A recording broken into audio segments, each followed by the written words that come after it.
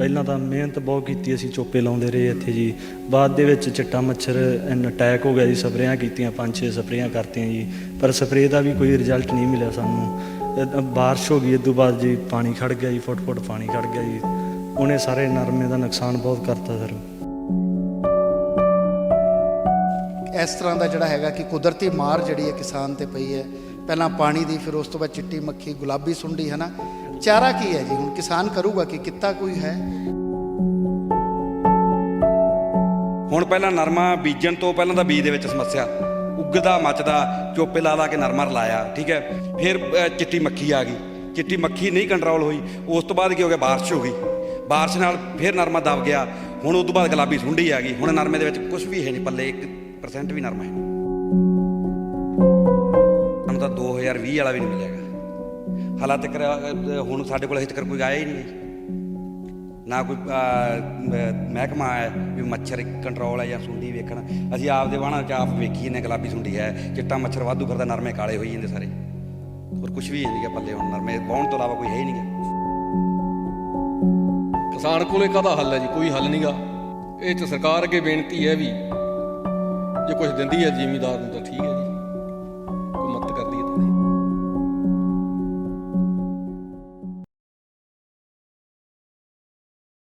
ਤੁਸੀਂ ਦੇਖ ਰਹੇ ਹੋ ਰੋਜ਼ਾਨਾ ਸਪੋਕਸਮੈਨ ਟੀਵੀ ਤੇ ਮੈਂ ਹਾਂ ਅਵਤਾਰ ਸਿੰਘ। ਤੇ ਅੱਜ ਅਸੀਂ ਪਹੁੰਚੇ ਜੀ ਪਿੰਡ ਬਾਦਰਖੇੜਾ ਦੇ ਵਿੱਚ, ਤੇ ਕਿਸਾਨਾਂ ਦੇ ਹਾਲਾਤ ਆ ਤੁਸੀਂ ਜਾਣਦੇ ਹੀ ਹੋ ਕਿਸ ਤਰ੍ਹਾਂ ਦੇ ਨਾਲ ਜਿਹੜਾ ਪਾਣੀ ਦੀ ਮਾਰ ਚੱਲ ਰਹੇ ਹੈਗੇ। ਉੱਥੇ ਹੀ ਜਿਹੜਾ ਨਰਮੇ ਦੀ ਫਸਲ ਹੈ ਉਸ ਦੇ ਉੱਪਰ ਚਿੱਟੀ ਮੱਖੀ ਦੇ ਨਾਲ ਗੁਲਾਬੀ ਸੁੰਡੀ ਦਾ ਅਟੈਕ ਜਿਹੜਾ ਹੈ ਉਹਦੇ ਕਰਕੇ ਜਿਹੜੀਆਂ ਫਸਲਾਂ ਬਰਬਾਦ ਹੋ ਗਈਆਂ। ਤੇ ਇਹ ਖੇਤ ਜਿਹੜਾ ਹੈਗਾ, ਛੋਟੇ ਜ਼ਿਮੀਂਦਾਰ ਹੈਗੇ ਸੁਖਦੇਵ ਸਿੰਘ, ਖੇਤੀ ਦਾ ਕੰਮ ਕਰਦੇ ਸਮੇਂ ਇਹਨਾਂ ਦਾ ਹੱਥ ਕੱਟਿਆ ਜਾਂਦਾ ਹੈਗਾ ਹਾਦਸੇ ਦੇ ਵਿੱਚ, ਲੇਕਿਨ ਫਿਰ ਵੀ ਇਹ ਖੇਤੀ ਧੰਦਾ ਹੋਣ ਕਰਕੇ ਇਹਨਾਂ ਕੋਲੇ ਹੋਰ ਕੋਈ ਕੰਮ ਧੰਦਾ ਨਹੀਂ ਹੈ। 2 ਕਿੱਲੇ ਜਿਹੜੇ ਇਹਨਾਂ ਕੋਲੇ ਆਪਣੇ ਹੈਗੇ, ਬਾਕੀ ਜਿਹੜਾ ਠੇਕੇ ਤੇ ਜ਼ਮੀਨ ਲੈਂਦੇ ਹੈ। ਲੇਕਿਨ ਜਿਹੜੀ ਫਸਲ ਜਿਹੜੀ ਹੈ ਪੂਰੀ ਬਰਬਾਦ ਹੋ ਗਈ ਹੈ। ਚਾਰਾ ਇਹਨਾਂ ਕੋਲੇ ਕੋਈ ਨਹੀਂ ਹੈ, ਸਿਰਫ ਇਹਨੂੰ ਵਾਹਨ ਤੋਂ। ਤੇ ਜਿਹੜਾ ਖੇਤ ਜਿਹੜਾ ਵਾਹ ਰਹੇ ਸੀਗੇ ਨਰਮੇ ਦੀ ਫਸਲ, ਤੇ ਅਸੀਂ ਵੀ ਪਹੁੰਚੇ ਹਾਂ ਤੇ ਇਹਨਾਂ ਦੇ ਨਾਲ ਗੱਲ ਕਰਦੇ ਹਾਂ ਕਿ ਆਖਰ ਕਿਸ ਤਰ੍ਹਾਂ ਦੀ ਸਮੱਸਿਆ ਹੈ। ਕੀ ਨਾਮ ਕੀ ਹੈ ਭਾਈ ਤੁਹਾਡਾ? ਸੁਖਦੇਵ। ਅੱਛਾ, ਤੇ ਪਹਿਲਾਂ ਤਾਂ ਇਹ ਦੱਸੋ ਹੱਥ ਜਿਹੜਾ ਹੈਗਾ ਕਿਵੇਂ ਹਾਦਸੇ 'ਚ ਕਿਵੇਂ ਹੋਇਆ ਸੀ? ਇਹ ਜੀ ਪੱਠੇ ਕੁੱਤੋਂ ਨਾਲ ਟੋਕੇ ਜਾ ਰਹੇ ਸੀ। ਅੱਛਾ, ਹਾਂਜੀ। ਤੇ ਫਿਰ ਹੁਣ ਵੀ ਜਿਹੜਾ ਤੁਸੀਂ ਖੇਤੀ ਦਾ ਕੰਮ ਕਰ ਰਹੇ ਹੋ ਸਾਰਾ ਹੀ, ਹੈ ਨਾ? ਹਾਂਜੀ, ਖੇਤੀ ਦਾ ਕਰਦੇ ਹਾਂ। ਹੋਰ ਕੋਈ ਹੈ ਕਿੱਤਾ ਕੋਈ? ਨਹੀਂ ਜੀ, ਹੋਰ ਹੈ ਨਹੀਂ ਜੀ। ਕਿੰਨੇ ਏਕੜ ਹੈ ਤੁਹਾਡੇ ਕੋਲ ਜ਼ਮੀਨ? ਹਾਂਜੀ, ਕਿੰਨੇ ਕਿੱਲੇ ਹੈ ਤੁਹਾਡੇ ਕੋਲੇ? ਸਾਡੇ ਕੋਲ 4 ਕਿੱਲੇ ਵਾਹਣ ਠੇਕੇ ਤੇ ਜੀ, ਅੱਛਾ, ਤੇ 2 ਕਿੱਲੇ ਘਰ ਵਾਲੇ ਜੀ। ਕਿੰਨੇ ਰੁਪਏ ਠੇਕੇ ਤੇ ਲਿਆ ਜੀ? 40,000। ਤੇ ਫਸਲ ਕਿਹੜੀ ਕਿਹੜੀ ਬੀਜੀ ਹੈ ਇਹਦੇ ਚੋਂ? ਇਹਦੇ 'ਚ ਨਰਮਾ ਵੀ ਬੀਜਿਆ ਜੀ। ਅੱਛਾ, ਕੀ ਹੋਇਆ ਕੀ ਹੈ ਹੁਣ? ਹੁਣ ਨਰਮਾ ਖਰਾਬ ਹੋ ਗਿਆ, ਇਹ ਹੁੰਦਾ ਨਹੀਂ ਪਿਆ ਜੀ। ਹੋਰ ਕੋਈ ਚਾਰਾ ਹੀ ਨਹੀਂ। ਕੀ ਹੈ ਕਿ ਚਿੱਟੀ ਮੱਖੀ ਦਾ ਹੈ ਕਿ ਪਾਣੀ ਕਰਕੇ ਹੋਇਆ ਕਿ ਗੁਲਾਬੀ ਸੁੰਡੀ ਹੈ? ਪਾਣੀ ਕਰਕੇ ਵੀ ਹੈ, ਗੁਲਾਬੀ ਸੁੰਡੀ ਵੀ ਹੈ ਜੀ, ਠੀਕ ਹੈ, ਚਿੱਟਾ ਮੱਛਰ ਵੀ ਹੈ, ਇਸ ਕਰਕੇ ਖਰਾਬ ਹੋ ਗਿਆ ਨਰਮਾ। ਕੀ ਹੈ ਕਿ ਜੀ ਤੁਸੀਂ ਵੀ ਜ਼ਿਮੀਂਦਾਰ ਹੋ, ਕਿਸ ਤਰ੍ਹਾਂ ਦੀ ਜਿਹੜੀ ਇਹ ਸਮੱਸਿਆ ਹੈਗੀ ਕਿ ਕਿਹਾ ਜਾ ਰਿਹਾ ਹੈ ਪਾਣੀ ਦੀ ਮਾਰ ਤੋਂ ਬਾਅਦ ਜਿਹੜਾ ਹੈਗਾ ਗੁਲਾਬੀ ਸੁੰਡੀ ਦਾ ਅਟੈਕ ਜਿਹੜਾ ਹੈ, ਚਿੱਟੀ ਮੱਖੀ ਜਿਹੜਾ ਹੈਗਾ ਉਹਦਾ ਵੀ ਅਟੈਕ ਹੈ? ਇਹ ਪਾਣੀ ਦਾ ਤਾਂ ਅਟੈਕ ਹੈਗਾ ਹੀ ਸੀਗਾ ਜੀ। ਹੁਣ ਗੁਲਾਬੀ ਸੁੰਡੀ ਦਾ ਵੀ ਤੇ ਚਿੱਟੀ ਮੱਖੀ ਦਾ ਵੀ ਆ ਗਿਆ ਜੀ। ਤੇ ਕੀ ਹੈ ਕਿ ਕਿਸਾਨ ਕੋਲੇ ਹੱਲ ਕੀ ਹੈ ਇਸ ਤੋਂ ਬਾਅਦ ਜਿਹੜਾ ਹੈਗਾ? ਹੱਲ ਕੀ ਹੈ ਜੀ? ਹੱਲ ਹੈ ਹੀ ਕੋਈ ਨਹੀਂ ਜੀ। ਕਿਸਾਨ ਕੋਲੇ ਕਾਹਦਾ ਹੱਲ ਹੈ ਜੀ? ਕੋਈ ਹੱਲ ਨਹੀਂ ਗਾ। ਇਹ 'ਚ ਸਰਕਾਰ ਅੱਗੇ ਬੇਨਤੀ ਹੈ ਵੀ ਜੇ ਕੁਝ ਦਿੰਦੀ ਹੈ ਜ਼ਿਮੀਂਦਾਰ ਨੂੰ ਤਾਂ ਠੀਕ ਹੈ ਜੀ, ਕੋਈ ਮਦਦ ਕਰਦੀ ਹੈ ਤਾਂ। ਨਹੀਂ ਤਾਂ ਫਿਰ ਕੀ ਕਰੂਗਾ ਕਿਸਾਨ? ਕਿਸਾਨ ਸੁਸਾਈਡ ਹੀ ਕਰੂਗਾ ਜੀ, ਹੋਰ ਤਾਂ ਕੋਈ ਪੱਲੇ ਨਹੀਂ ਗਾ। ਕੀ ਕਹੋਗੇ ਜੀ? ਮਤਲਬ ਬੜਾ ਕਹਿੰਦੇ ਹੈਗਾ ਕਿ ਇਸ ਤਰ੍ਹਾਂ ਦਾ ਜਿਹੜਾ ਹੈਗਾ ਕਿ ਕੁਦਰਤੀ ਮਾਰ ਜਿਹੜੀ ਹੈ ਕਿਸਾਨ ਤੇ ਪਈ ਹੈ, ਪਹਿਲਾਂ ਪਾਣੀ ਦੀ, ਫਿਰ ਉਸ ਤੋਂ ਬਾਅਦ ਚਿੱਟੀ ਮੱਖੀ, ਗੁਲਾਬੀ ਸੁੰਡੀ, ਹੈ ਨਾ। ਚਾਰਾ ਕੀ ਹੈ ਜੀ ਹੁਣ ਕਿਸਾਨ ਕਰੂਗਾ ਕਿ ਕਿੱਤਾ ਕੋਈ ਹੈ?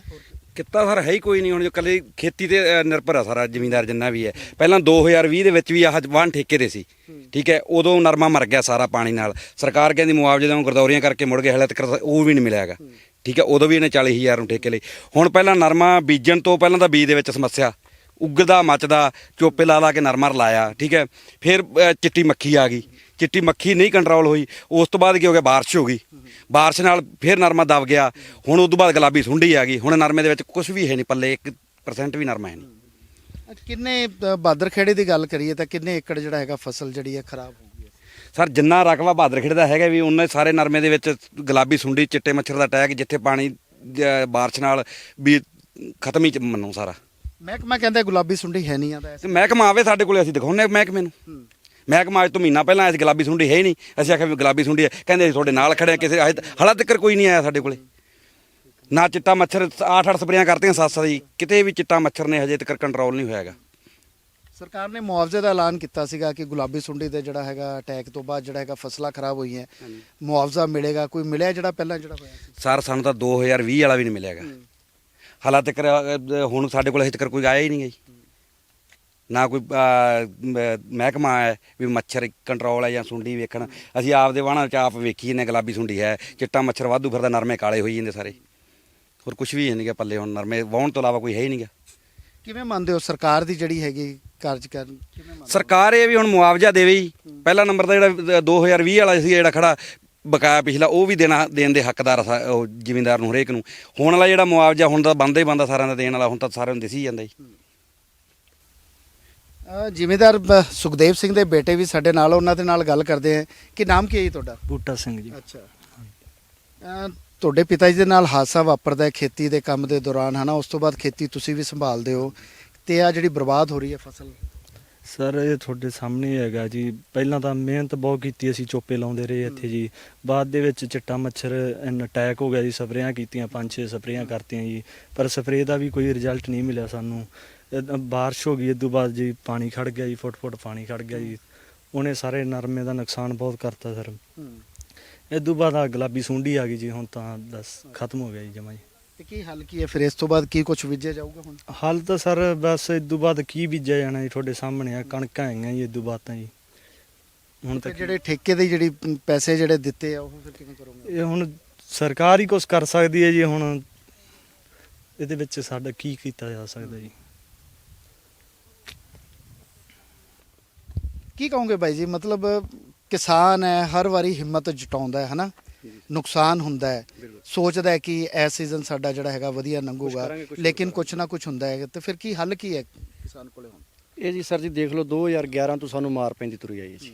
2011 ਤੋਂ ਤੁਸੀਂ ਦੇਖ ਲਓ 11 ਸਾਲ ਹੋ ਚੁੱਕੇ ਲਗਭਗ ਅੰਦਾਜ਼ਾ। ਪਹਿਲਾਂ ਤਾਂ ਸਾਨੂੰ ਜੀ ਬਜਾਈ ਵੇਲੇ ਸਾਨੂੰ ਦਿੱਕਤ ਬਹੁਤ ਆਉਂਦੀ। ਸਾਡੇ ਤੇ ਡਰੇਨ ਦੇ ਨਾਲ ਸਾਡੀ ਹੈਗੀ ਕੱਸੀ ਜੀ।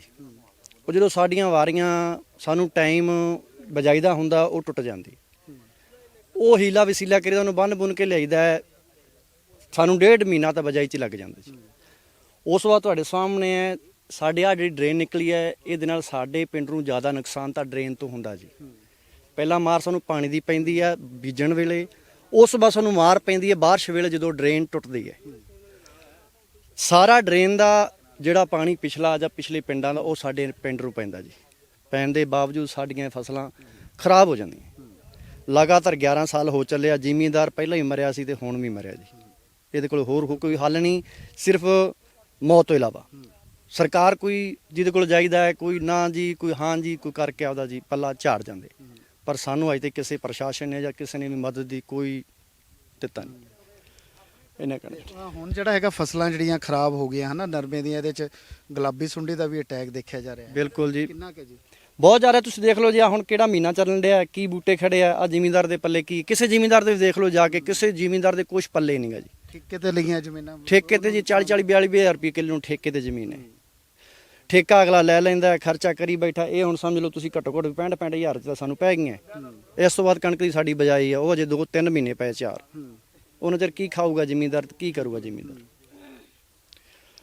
ਬਾਕੀ ਕੋਈ ਸਰਕਾਰ ਤੋਂ ਮੰਗ ਕਰਦੇ ਆ ਵੀ ਕੋਈ ਸਾਨੂੰ ਮੁਆਵਜ਼ੇ ਨਹੀਂ, ਸਾਨੂੰ ਤਾਂ ਡਰੇਨ ਵਾਲਾ ਤੇ ਸਾਡੀ ਇੱਕ ਕੱਸੀ ਦਾ ਕੋਈ ਮਹਿਕਮਾ ਜਿਹੜਾ ਕੋਈ ਹੱਲ ਕਰਦੇ, ਸਾਨੂੰ ਇਹਨੇ ਬਹੁਤ ਬਸ ਜੀ। ਉਹਦਾ ਹੀ ਹੈ। ਹਾਂਜੀ।